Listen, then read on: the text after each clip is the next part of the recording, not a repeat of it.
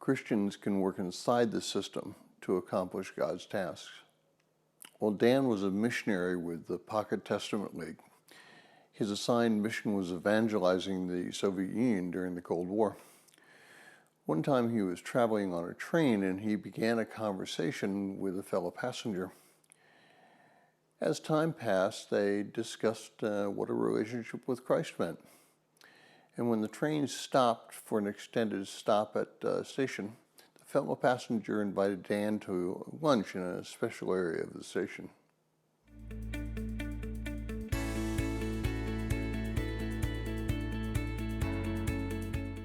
Well, if you're joining us in going through the books of Ezra, Nehemiah, and Esther, today's reading is Nehemiah, chapter 2, verses 1 through 10, and I encourage you to read that passage. Well, Nehemiah 2, verses 3 through 6 says, I said to the king, let the king live forever. Why should my face not be sad when the city, the place of my father's tombs, lies desolate and its gates have been consumed by fire? And then the king said to me, what would you request? So I prayed to the God of heaven, and I said to the king, if it pleases the king, and your servant here has found favor before you, send me to Judah, to the city of my father's tombs, that I may rebuild it. And then the king said to me, the queen sitting beside him, how long will your journey be, and when will you return? So it pleased the king to send me, and I gave him a definite time. Well, Dan was joining a fellow passenger for lunch in a special place at the train station. And as they entered the room, it became apparent that this area was reserved for the KGB, the secret police of the USSR. When they sat at a table surrounded by the KGB agents, the passenger asked Dan in a very loud voice, now tell me again what you told me on the train. Well, Dan did, and after lunch he returned to the train to finish his journey. Well, Nehemiah had a problem.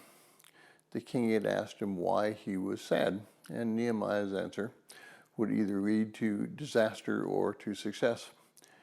Nehemiah's first response was to pray to God to give him the words to say, and then he explained what was on his heart. Well, this COVID-19 pandemic has pushed what the Constitution means when it reads freedom of religion and the free exercise thereof. How far can the government restrict religious freedom and still be within constitutional correctness in the middle of a pandemic?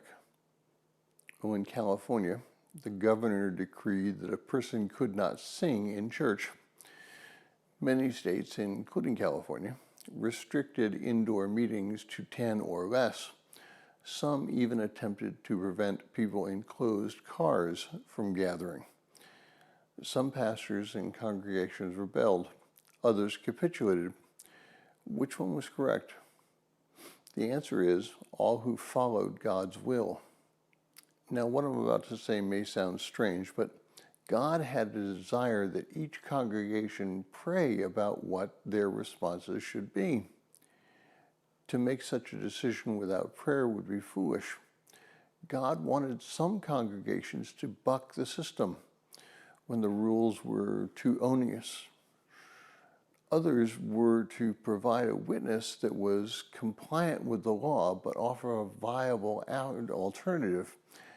There was one church in Dallas, in the Dallas-Fort Worth area, that had more than 250 people to request to be baptized when the church reopened, and this was just on one service. Now, the church only offered an online service during that pandemic. We are to follow God's will for our lives.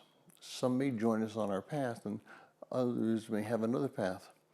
However, it is essential that no matter which path you take through your walk with Christ, that you walk the path as a respectful child of God, glorifying He who saved us.